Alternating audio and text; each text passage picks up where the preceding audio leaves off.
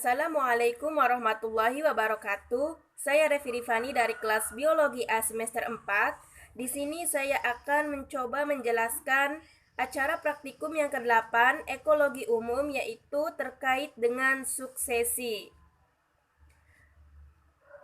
Suksesi ekologi adalah proses perubahan dalam struktur spesies komunitas ekologi dari waktu ke waktu. Nah, skala waktunya ini bisa puluhan tahun atau bahkan jutaan tahun setelah kepunahan massal. Dengan kata lain, suksesi ini diartikan sebagai perkembangan ekosistem dari yang tidak seimbang kemudian menuju ekosistem yang seimbang.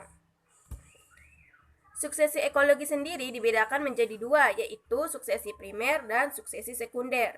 Suksesi primer adalah proses yang terjadi ketika adanya kerusakan yang menyebabkan lenyapnya komunitas awalnya ini secara total dan digantikan dengan komunitas baru yang berbeda dari sebelumnya. Adapun suksesi sekunder yaitu yang terjadi jika adanya kerusakan sebagian pada komunitas alami dan masih meninggalkan sisa-sisa kehidupan sebelumnya. Nah, sisa-sisa kehidupan ini akan berkembang kembali membentuk komunitas klimaks seperti awal. Tahap-tahap dari suksesi. Suksesi ini terdiri dari 5 tahap. Tahap yang pertama yaitu nudasi, di mana proses awal terjadinya pertumbuhan pada lahan terbuka. Fase yang kedua yaitu migrasi, yaitu proses hadirnya biji-biji tumbuhan, spora, dan juga sebagainya. Fase yang ketiga yaitu etesis, yaitu proses kemantapan pertumbuhan biji-biji tersebut. Fase yang keempat yaitu fase reaksi, yaitu yang dimana proses persaingan atau kompetisi antara jenis tumbuhan yang telah ada, yang telah hidup sebelumnya, dan pengaruhnya terhadap habitat setempat. Kemudian fase yang kelima yaitu fase stabilisasi, yang dimana proses manakala populasi jenis tumbuhan mencapai titik akhir kondisi yang seimbang. Di dalam keseimbangan ini dengan kondisi habitat lokal maupun regional. Adapun salah satu contoh klasik untuk menggambarkan peristiwa suksesi ini adalah kejadian di Gunung Krakatau. Pada tahun 1883,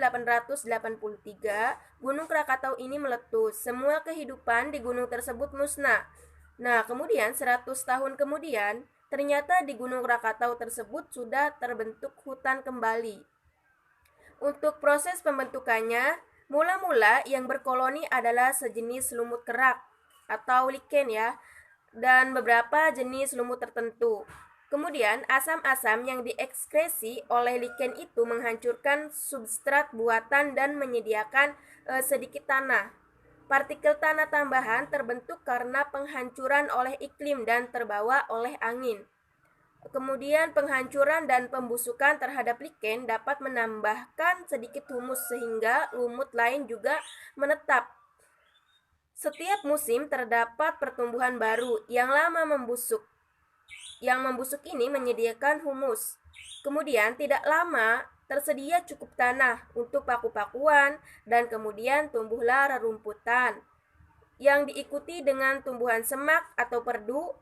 Nah, keadaan ini menyediakan kondisi pertumbuhan yang amat baik untuk biji-biji tumbuhan tinggi, pohon, dan hingga selanjutnya terbentuk ekosistem baru. Cukup sekian pemaparan dari saya mengenai suksesi. Kurang dan kurangnya mohon maaf. Wabillahi taufik wal hidayah. Wassalamualaikum warahmatullahi wabarakatuh.